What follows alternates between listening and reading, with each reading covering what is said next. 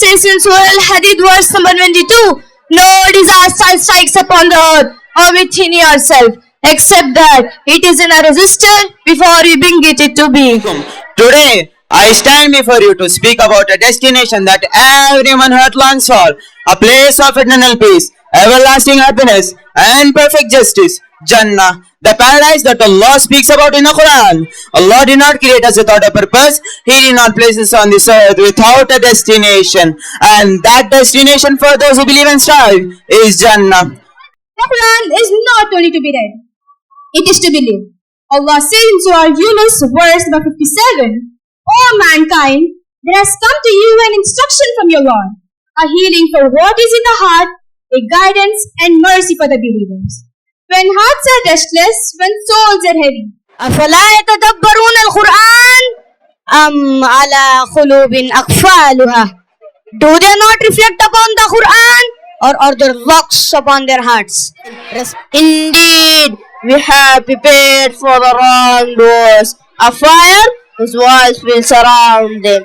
Prepared, ready, and waiting. This fire is not like the fire of this world. From the beginning of the human existence, one struggle has remained constant, the struggle between good and evil. The Quran does not blur this line. It does not confuse truth with falsehood. It draws a clear moral boundary and calls humanity to choose. Allah stated firmly in Surah Al-Balad and verse 10, and we showed him the two paths. The path of good is known, the path of evil is known. What remains is human choice. The Quran defines good not as opinion but as obedience to Allah. In Surah Al-Baqarah and 177, righteousness is not that you turn your faces towards east or the west And hold firmly to the rope of Allah altogether, and do not become divided. From the very beginning, the Quran addresses unity, cooperation, and collective responsibility. Every title will disappear, every position will end, every excuse will fall silent, and only one question will remain: how did we live before Allah?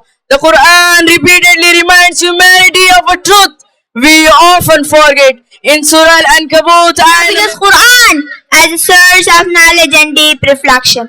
The Quran does not address human mind superficially. It awakens it. Allah declares Surah Muhammad ayah number 24.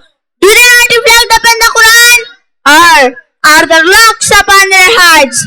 The single question separates reading from understanding, recitation from transformation. Human knowledge often increases arrogance, but Quranic knowledge increases humility. Except that they worship me. This verse is not symbolic. It is definitive. Our life, our time, our strength, all are meant to return to Allah through worship.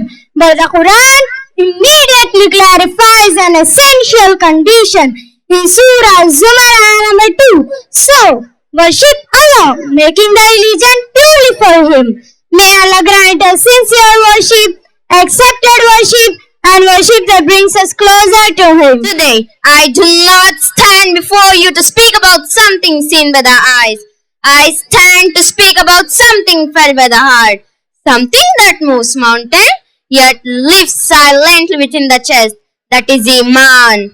The Quran does not define Iman as a mere word on a tongue. It shakes us awake and asks a powerful question. In Surah Al-Ankabut, Surah number 29, ayah number 2. Do people think that they will be left alone because they say we believe and they will not be tested? Yes, Iman is tested. Not in easy alone, but in pain. Not in comfort, but in loss. Not when the world is answered instantly, but when silence surrounds us. Jazakallah. अल्फाज का नहीं बल्कि दिलों को रोशन करने वाला है। आज हम बात करेंगे उस किताब की जो जमीन पर रहकर हमें आसमान से जोड़ देती है। कुरान मजीद, कुरान सिर्फ तिलावत करने के लिए नहीं उतरा बल्कि जिंदगी को बदलने के लिए उतरा है। अल्लाह ताला कुरान के बारे में सूरह बनी इसराइल आयत नंबर 9 में फरमाते हैं, Give thanks to Allah for the moon and the stars. Praise Him all day for what is and what was. Take hold of your iman.